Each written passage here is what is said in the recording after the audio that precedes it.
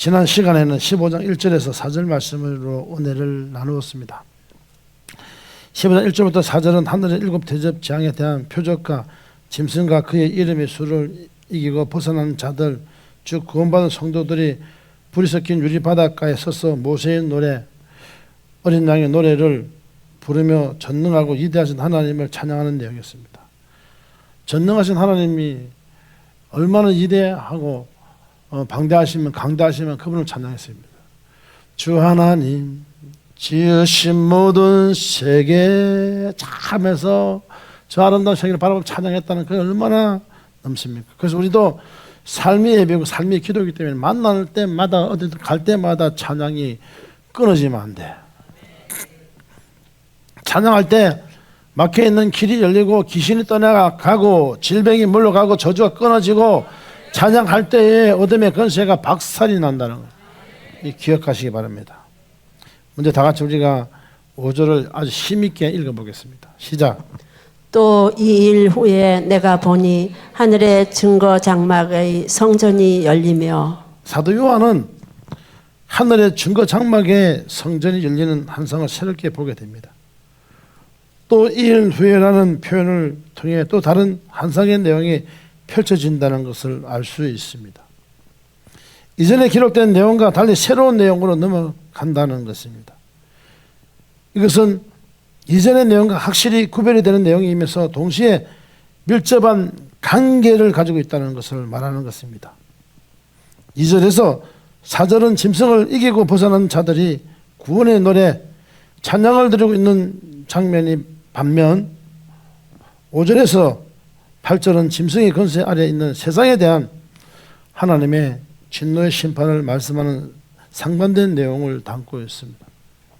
하늘의 증거 장막의 성전이 열림이라는 구절이 있습니다. 그러니까 증거 장막 성전 뭐 이런 교회 단들이 높잖아요. 이거 증거 장막 성전 교회 이렇게 예루살렘 교회 다 이런 식으로 지어서 얼마나 많아 이런 것이 근거가 나와서 하는 거예요. 하늘의 증거 장막의 성전은 하늘 성전이라고 말할 수 있습니다. 구약에서 증거 장막은 증거의 장막, 즉 율법의 거처를 뜻하는 것으로 이스라엘 백성들의 광야 생활 때에 언약궤가 보관된 성막을 말하는 것입니다.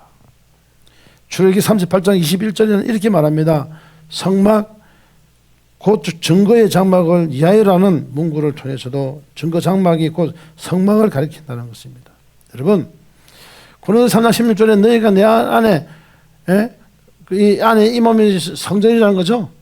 성령이 사는 전 이 안에 예수가 살아야 되고 예수의 생명이 살아야 돼요. 예수의 권능이 살아야 되며 예수의 힘이 내 안에서부터 움직여져야 돼요. 오늘 여러분 예수의 힘과 권능이 그대로 움직여지고 내가 예수의 이름으로 새로워지는 역사가 나타나기를 예수의 이름으로 축원합니다.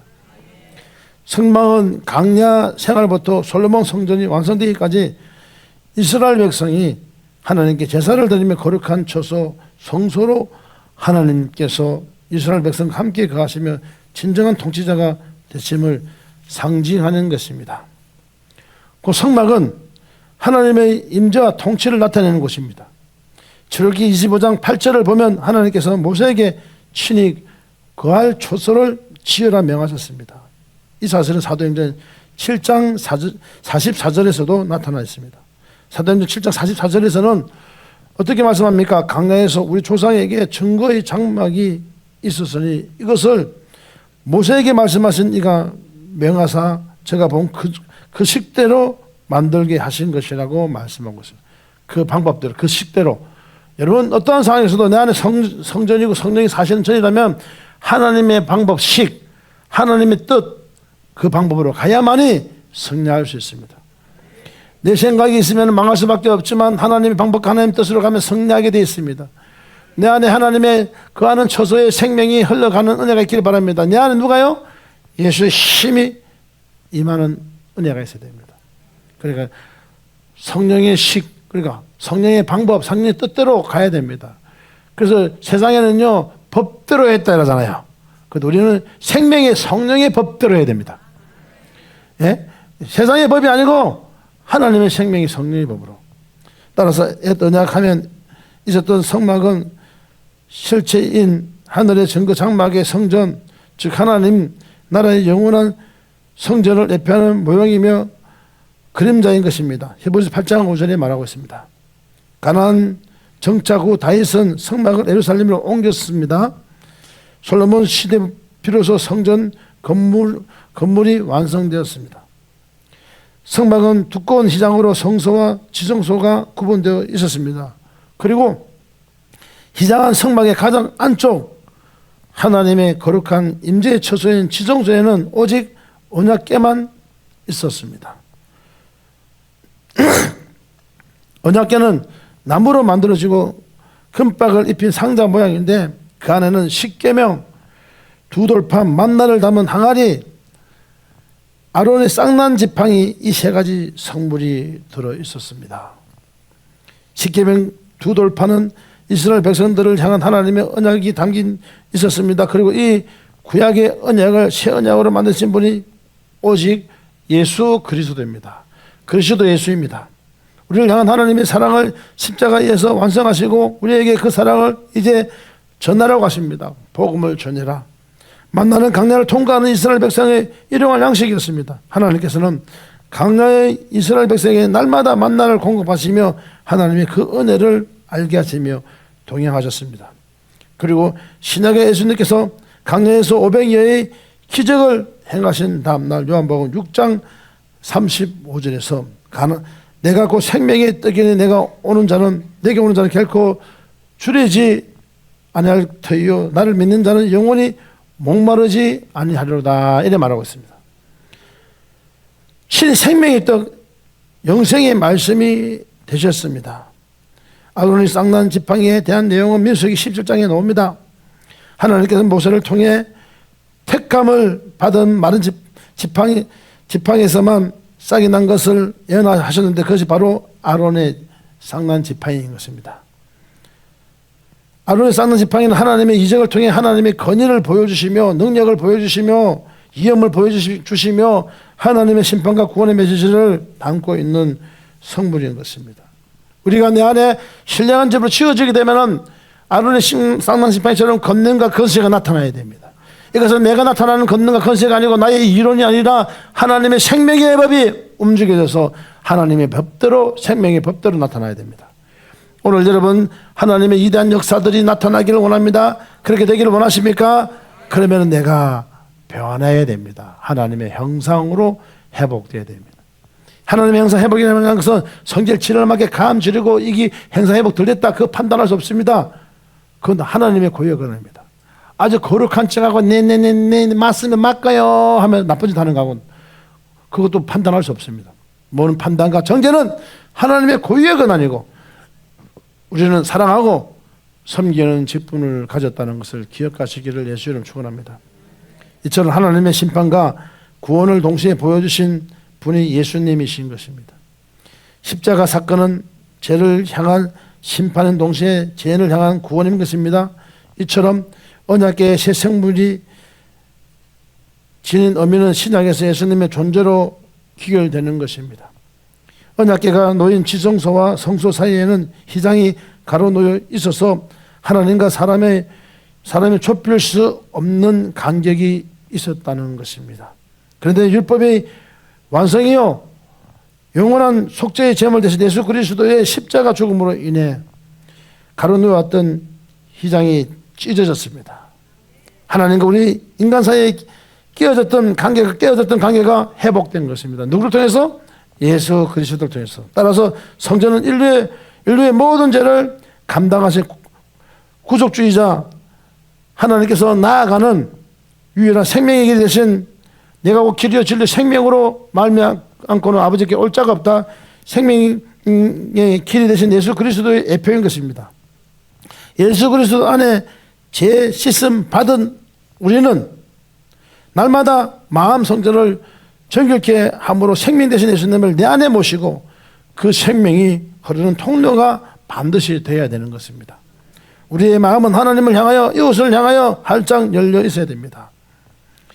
참 실체인 하늘의 증거 장막의 성전인 열린 사실은 이미 요한계시록 11장 19절에서 이미 하늘에 있는 하나님의 성전이 열리니 성전 안에 하나님의 언약궤가 보이며 또 번개와 음성들과 내성과 지진과 큰 우박이 있더라고 언급하고 있는 것입니다.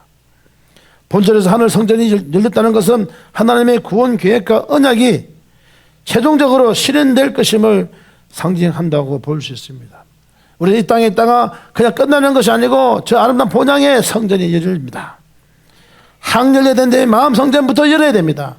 내 안에 기쁨과 감사가 넘쳐나고 즐거움이 있고 행복이 있어야 됩니다. 하피 엔딩, 그러니까 하피하는 은혜가 넘쳐나야 됩니다. 이는 하나님의 언약이 신실하며 확실한 것임을 나타내는 것입니다. 그리고 그 언약에는 양면성이 있습니다. 하나님의 언약에는 하나님의 백성에 대한 구원의 완전함과 확실함 뿐만 아니라 하나님 대적한 악의 세력에 대한 진노의 심판 또는 그 확실함이 포함되어 있는 것입니다.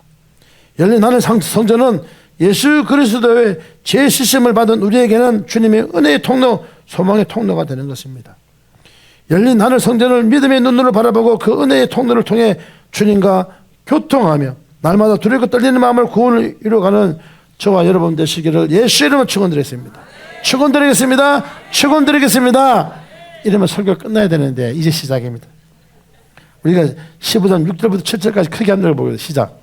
일곱 재앙을 가진 일곱 천사가 성전으로부터 나와 맑고 빛난 세마포 옷을 입고 가슴에 금띠를 띠고 네 생물 중에 하나가 세세에 계신 하나님의 진노를 가득히 담은 금대접 일곱을 그 일곱 천사에게 주니. 6절 하늘에 열린 증거 장막을 보니 일곱 재앙을 가진 일곱 천사가 성전으로부터 나옵니다. 하늘 성전이 열렸습니다. 야, 여러분 하늘 성전 여는 거 그렇게 쉽게 생각하지 마세요. 먼저 마음 성전 열어야만이 그다음 열리지. 뭐 하늘부터 먼저 가고 매일 천국 간다고 매일 열심히 그래야 될 일이 아니에요. 인간보다 돼야 된다는 거예요.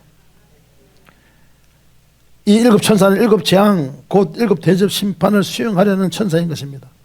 성전으로부터 나와라는 표현을 통해 우리는 일곱 대접 심판을 수행할 일곱 천사의 등장이 하나님의 뜻임을 분명히 알 수 있습니다. 성전은 하나님의 뜻이 결정되는 통치권이 근원을 상징하며 그 성전으로부터 나온 일곱 천사들 역시 하나님의 뜻을 수행하며 하나님의 사역을 감당하는 존재인 것입니다. 또한 일곱 재앙을 가진 이라는 구절은 일곱 천사가 하나님으로부터 일곱 대접 심판을 실행할 자격을 받아 실행할 준비가 되었다는 것을 의미하는 겁니다. 그 일곱 천사들은 맑고 빛난 세마포 옷을 입고 있었습니다. 성결의 옷을 입었다는 것입니다. 이는 성결함과 거룩함을 나타내는 것입니다. 그러니까 내게 기자는 내가 거룩하니 너희도 거룩하라 그랬습니다. 요한계시록 19장 14절에 이렇게 말합니다. 하늘에 있는 군대들이 희고 깨끗한 세마포를 입고 백마를 타고 그를 따르더라 하고 말씀하시며 희고 깨끗한 세마포를 언급하고 있습니다. 희고 깨끗한 세마포, 그리고 그 일곱 천사들은 가슴에 금띠를 띄었다. 이는 곧 왕적인 직분과 제사장의 직분을 상징하는 것입니다. 다니엘 10장 5절을 보면 다니엘은 본 하나님의 이상을 이같이 표현했습니다. 그때 내가 눈을 들어 바라본 즉 한 사람이 세마포 옷을 입었고 허리에는 우바수 정금을 띠고 띠를 띄었다고 이렇게 말하고 있습니다. 요한계시록 1장 13절에는 사도 요한이 한산을 본 예수님의 모습은 촛대사의 인자 같은 이가 발에 끌리는 옷을 입고 가슴에 금띠를 띈 모습을 말했습니다. 따라서 일곱 천사가 맑고 빛난 세마포 옷을 입고 가슴에 금띠를 띄었다는 것은 하나님의 권한을 이임받아 하나님의 주권과 뜻을 대신하며 그 사역을 수행하며 그것을 진행한다는 그런 마음입니다. 마음이 예쁘다는 겁니다. 여러분 옛날 유행가 중에 이런 노래가 있죠. 마음이 예쁘다고 여자냐? 얼굴이 예쁘다고 내가 그 가사를 모르겠습니까? 여러분들 입에서 나와야만이 목사님이 설교 중에 유행가를 안 불렀다가 나올 거 아니에요. 할렐루야. 나도 비상한 사람이에요. 얼굴이 예쁘다고 여자냐? 마음이 고와야지 여자지. 자, 그런 노래 들어봤죠? 그러니까 이게 뭡니까? 해맑고 빛나 세마포 입었다는 마음이 진짜 예쁘고 성화된 천사들이 나와서 성결하게, 복음은 성결하고 정직하고 이런 모습에서 복음이 흘러가 생명이 흘러갑니다. 가짜가 있어 거짓말이 있으면 그게 문제가 생깁니다. 이는 일곱 천사들이 심판의 주권자이신 하나님부터 왕적이며 재상장적인 지위를 위임받고 심판을 위해 보냄을 받은 존재임을 보여주는 것입니다. 이처럼 하나님께서는 부르심을 입은 우리 각자에게도 교회에게도 원하신 사명이 있습니다. 디모데후서 2장 20절과 21절에는 큰 집에 금과 은의 그릇이 있을 뿐 아니요 나무와 질그릇도 있어 기 쓰는 것도 있고 철이 쓰는 것도 있나니 그러므로 누구든지 이런 것에서 자기를 깨끗하게 하며 기 쓰는 그릇이 되어 거룩하고 주인의 쓰임에 합당하며 모든 선한 일에 예배함이 되리라고 기록되어 있습니다. 이 말씀을 통해 결국 우리 각자의 쓰임이 다를 뿐 자신을 깨끗하게 할 자가 거룩하고 주님의 쓰심 합당하게 살아야 되면 합당하게 되어 하나님의 선한 일에 쓰임을 받는다는 것입니다.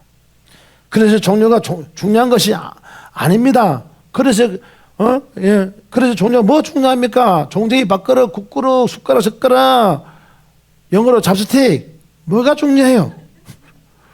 일본말로 와라바시 뭐가 중요해요? 한국말 젓가락 뭐가 중요해요? 다 그 말이 그 말이에요. 나도 잡스틱 요번에 배운 거예요. 그래서 그들의 종류가 중요한 것이 아니라 자신을 깨끗하게 준비할 때 하나님 뜻대로 귀하게 쓰임 받는다는 것을 깨닫고 내면을 정결케 하는 저와 여러분 되시기 바랍니다. 내면을 정결케 할 때 하나님이 국그릇은 감사하고 그 다음에 종쟁이도 감사하게 되고 밥그릇도 감사하고 요강도 감사하게 돼. 할렐루야. 요즘은 요강은 별로 중요하지 않게 생각하지만요 옛날에는 한 30년 40년 전에는 요강이 중요했어요.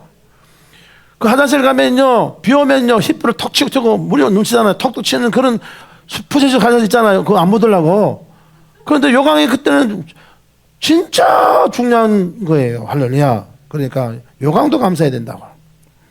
7절에서는 이 일곱 천사에게 내 생물 중 하나가 세세에 계신 하나님의 진노를 가득 담은 금대접을 7을 건네줍니다. 맑고 빛난 세마포 옷을 입은 천사들이 하나님의 진노를 가득히 담은 금대접을 받고 있다는 것입니다. 이 장면은 일곱 천사가 일곱 대접 심판을 시행하기 위해서 공식적으로 위임을 받는 장면이라 할 수 있는 것입니다. 세세에 계신 하나님은 알파가 오메가이시며 세세토록 영원하신 하나님을 가리키는 말로 처음과 끝이시고 본절에서는 근본의 주권인 영원하시며 악의 세력에 대해 심판하실 권한을 소유하신 분임을 분명히 나타내고 있는 것입니다. 여기서 등장하는 네 생물은 4장 6절에 처음 등장하는 존재로 그 첫째 생물은 사자 같고 둘째 생물은 송아지 같고 셋째 생물은 얼굴이 사람 같고 넷째 생물은 날아간 독수리 같은데 앞뒤에 눈이 가득했습니다. 자, 첫째 생물은 사자 같아요. 교회 안에도 위험이 있어야 돼요. 위험이 없으면요 다른 사람들, 다른 종파 이상한 데 해서 전부 다 이단시 되고 희한하게 힘에서 위험이 있어야 돼요. 줏대가 똑바로 서야 된다는 거예요. 흔들리지 않고, 세상에 흔들리지 않고. 둘째, 송아지 같다. 송아지는 순종을 잘 하잖아요. 내 이론이 맞지 않아도 이단성이 없는 한, 위에서, 구역장이나 이런 분들이 말하면 순종해 가면 그게 하나님 은혜입니다. 셋째 생물의 얼굴이 사람 같다. 위험이 넘치고 정직하게 살고요. 송아지처럼 순종하고 살성기니까요. 셋째 생물의 얼굴이 사람 같다. 사람처럼 쓰임 받는 거야. 와면 안 해요. 하나님이 사람처럼 생명 흘려 보내줘요. 넷째 생물은 날아간 독수리 같아. 민첩하다는 거야. 앞뒤가 눈이 가득하고요. 나쁘지도 안 하고. 이들은 밤낮 쉬지 않고 새도록 사신 하나님께 영광과 존귀와 감사로 찬양을 드렸습니다. 또 6장에서 이 네 생물은 첫째 인부터 넷째 인이 떼어질 때마다 오라 하는 명령으로 말탄 자들을 부르며 7인 재앙에서 직접 역할을 수행했습니다. 이제 그런 네 생물 중 하나가 본절에서도 7대접 심판의 시행이 있어 하나님의 진노를 가득 담은 금대접을 건네주는 역할을 수행했습니다. 한편 대접은 연회에서 포도주를 담는 그릇, 술잔의 용도를 쓰이거나 아모스 6장 6절에 또한 혹은 구약의 제사에서 희생제물의 피를 받거나 뿌리는 데 사용되거나 유황을 담은 그릇으로 사용되었습니다. 또한 요한계시록 5장 8절에서 이 금 대접에 성도들의 기도가 담겨 있다고 말했습니다. 성도들의 기도. 여러분 보세요. 성도들의 기도는요, 뭐죠? 하나가, 보면은, 보도로 그런 술잔 용도는 혹은 아모스 6장 6절에서 말한 것처럼요, 구약의 제사에서 희생 제물의 피를 받거나, 그죠? 그 유황을 담은 그릇. 그러니까 쉽게 말하면 성도들의 기도드리라고 그랬으니까요, 뭡니까? 피를 흘리기까지 죄와 싸워야 됩니다. 할렐루야? 그 다음에 유황불에 다 들어가는 그런 고통이 있어도 죄와 싸워 이겨서 진짜 유황불 안 들어가야 됩니다. 그런 준비를 단디 해야 됩니다. 단디. 축복합시다. 단디 해라. 단디 해라.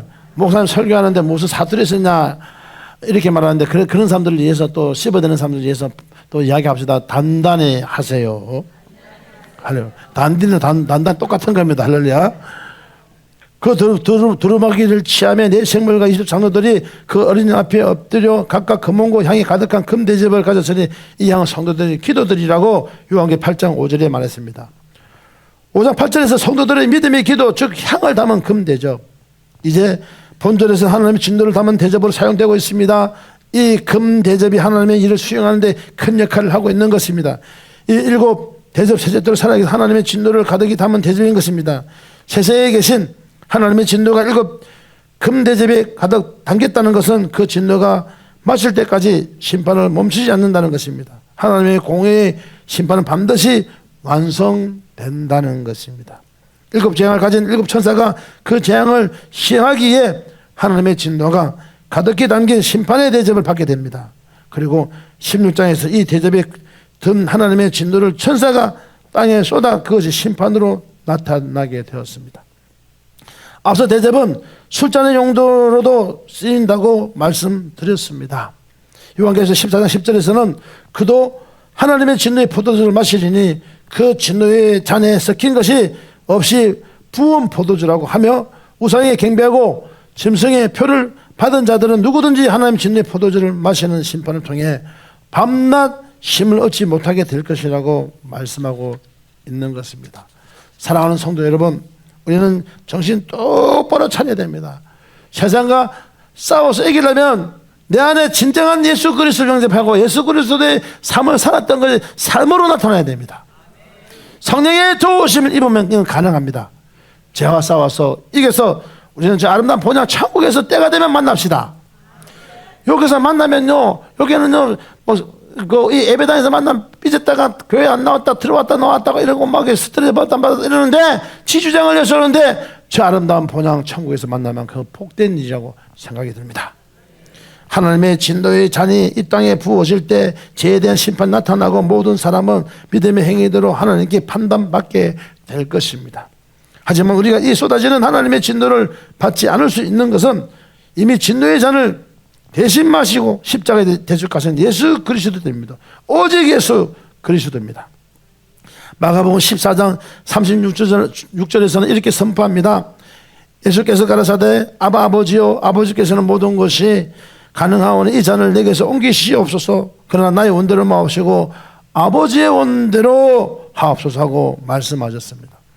우리가 마셔야 할 진노의 잔을 예수님께서 대신 받으셨습니다. 하나님의 진노가 가득 담긴 진노의 잔을 대신 드신 예수님께서 우리에게는 예수님의 피로 세운 새 언약의 잔을 마시라고 말씀하셨습니다. 고린도서 11장 25절에서는 식후에 또한 그와 같이 잔을 가지시고 가라사대 이 잔을 내 피로 세운 새 언약이니 이것을 행하여 마실 때마다 나를 기념하라고 하셨으라고 말씀하고 있습니다. 그리고 고린도서 11장 27절에서는 그러므로 누구든지 주의 떡이나 잔을 합당치 않게 먹고 마신다는 주의 몸과 피를 범하는 죄가 있느라고 말씀했습니다. 성도의 누리는 막연하게 하나님의 진노의 잔, 그 대접 심판을 두려워한 자들이 아니라 날마다 예수님 주신 잔을 기억하고 기념하며 그 대속의 십자가 앞에 감사하며 통회하는 자들이 되어야 됩니다. 우리는 예수 그리스도의 흘리신 십자가의 그 피가 헛되지 않도록 예수님 십자가 죽음과 부활의 능력을 힘입어 그분의 뜻대로 살기를 소망해야 되는 것입니다. 그리고 주님의 사랑을 전하는 증인된 삶을 사는 자들이 되어야 되겠습니다. 이것이 형사회복이며 이 땅에서 사명을 감당하는 것입니다. 그런 저와 여러분 되시기를 예수 이름 축원합니다. 예수 이름 축원합니다. 예수 이름 축원합니다. 이렇게 설교를 끝나면은 텁텁해요. 그래서 15장 8절 한번 힘있게 읽어보겠습니다. 시작. 하나님의 영광과 능력을 인하여 성전에 연기가 차게 되매 일곱 천사의 일곱 재앙이 마치기까지는 성전에 능히 들어갈 자가 없더라. 이 진도의 금 대접 일곱이 전달되자 하나님의 영광과 능력으로 인해 성전은 연기로 가득 찼습니다. 연기는 구약 성경에서 하나님의 영광의 임재를 나타낼 때 자주 표현되었습니다. 출애굽기 19장 17절과 18절을 보게 되면 모세가 하나님을 맞으려고 백성을 거느리고 진에서 나오매 그들이 삼기슭에 섰더니 신의 산의 연기가 자욱하니 여호와께서 불 가운데서 거기 강림하심이라. 그 연기가 옹기점 연기 같이 떠오르고 온 산이 크게 진동하매라고 기록되어 있습니다. 사랑하는 성도 여러분, 또한 이사야서 6장 3절과 4절에서는 서랍들이 하나님의 거룩함을 창하할 때 그 창하는 자의 소리로 인해 성전에서 연기가 충만하다라고 했습니다. 본절에서 연기는 일곱 재앙을 통해서 악을 완전히 심판하시기 위한 전능한 하나님의 임재를 암시하고 있다는 것입니다. 이에 대한 심판을 적극적으로 시행하시려는 하나님의 의지가 묘사되고 있다는 부분인 것입니다. 성전의 연기가 가득 차게 되면 하나님의 영광과 능력이 드러나게 될 때 심판이 반드시 시행될 것이라고 확고한 사실을 말씀하고 있다는 것입니다. 일곱 천사의 일곱 재앙이 마치기까지는 그 성전에 능히 들어갈 자가 없도록 연기가 가득 찼다고 말하고 있습니다. 일곱 재앙이 온전히 성취될 때까지 성전에 들어갈 자가 없다는 것이었습니다. 경외스러운 하나님의 영광과 임재 가운데 감히 누구도 들어갈 수 없었다는 것입니다. 하나님의 영광이 충만할 때에 아무도 성전에 들어갈 수 없었다는 것입니다.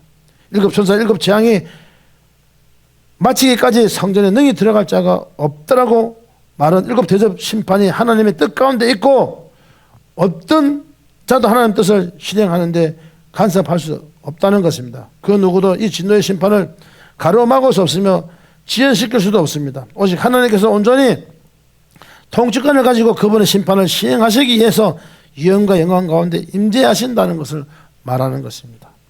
시세에 계신 하나님께서 하나님 때에 하나님의 방법대로 하나님의 뜻으로 공의 심판을 시행하신다는 것을 여러분 기억합시다.